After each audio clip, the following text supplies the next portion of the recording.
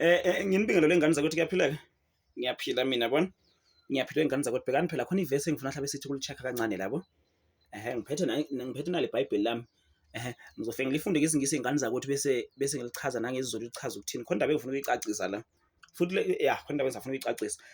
Proverbs chapter 6 verse 30 kuya 31. Uyabona? Ngisho kahle yini? Ngisho kahle impela. Nanti ingane yakwethu iBhayibheli lami engilifundayo.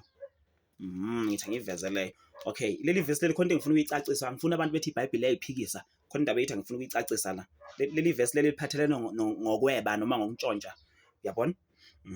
Proverbs chapter 31. Mawuyifunda incwadi iProverbs zabhalwa uSolomon, ama-Proverbs izaga zabhalwa uSolomon, khona inkosi wathiwa uSolomon kwaIsrael. Zabhalwa uSolomon, yabona. So uSolomon akayibhala la, yabona? Esho ukuhlakanipha kwakhe. Mawafunda ama-Proverbs from chapter 1 to chapter 9 kukhulunywa ngokuhlakanipha kaSolomon. So uSolomon la akayibhala la ebhala ngokuhlakanipha kwakhe, yabona? Yebo ukuhlakanipha ipho uNkulunkulu kodwa kwayibhala ngokuhlakanipha kwakhe, wagcina sefaka nezinto zakhe ekuhlakanipheni kwakhe la. Kodwa efuna ukuyicacisa ke la lithi leli iBhayibheli lithi people don't despise a thief if he steals food when he is hungry, yet if he is caught he must pay back 7 times more. He must give up everything he has. Okay, chapter 1 verse 30 no 31 lo. NgesiZulu lithini? Ngichaze ngesiZulu ke manje. Lithi bantu ningakudeleli uma isela lintshontsha ukudla ngenxa yokuthi lilambile. NgesiZulu chaza lokho, yabona? Lithi kodwa uma ebanjwa ku-31 lithi uma ebanjwa kuyofanele abhadale kuphindaphindwe kayisikhombisa alethe konke. Yabona? Lisho kanjalo ngesiZulu. Leli verse leli mawuthi uyalibheka sho ukuthi ngasho ukuthi lisupport ukuntshontsha mawulifunda kanje, yabona?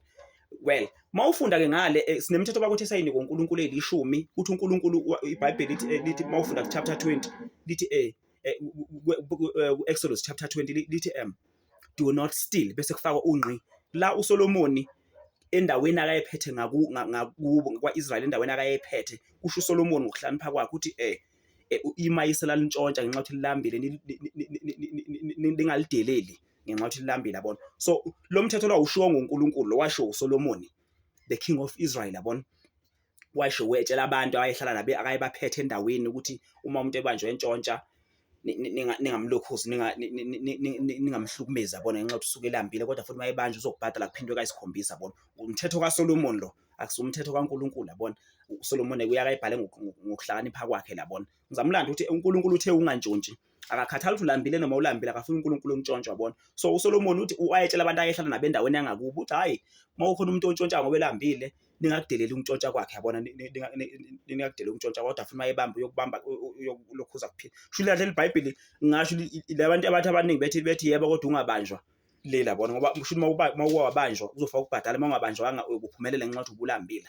So leli verse ingane zakwethu uSolomon akayitshela abantu bangakubo, yabona? Akayihlaka baphethe endaweni, yabona? Njengoba mina ngiphethwe inkosi uMncube nje endaweni yaseNquthu, thola lapha inkosi ingitshela umthetho othile okumele ngiwenze kodwa futhi ophambene noNkulunkulu, yabona?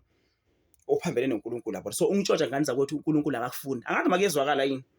Kodwa ngikhuluma ngiyashesha ngenze le veti ingabi yinde, but uNkulunkulu afuna isitshontshe, but la uSolomon wabhala ukuthi abantu umuntu mayentshontsha akunankinga mayentshontsha umuntu. Lokho wabhala uSolomon akubhalanga uJehova. UJehova lapha kumthetho elishumi ku-Exodus chapter 20 mawuyifunda umthetho elishumi uthe uNkulunkulu ungantshontshe kwase kufaka ungqi egcineni, yabona?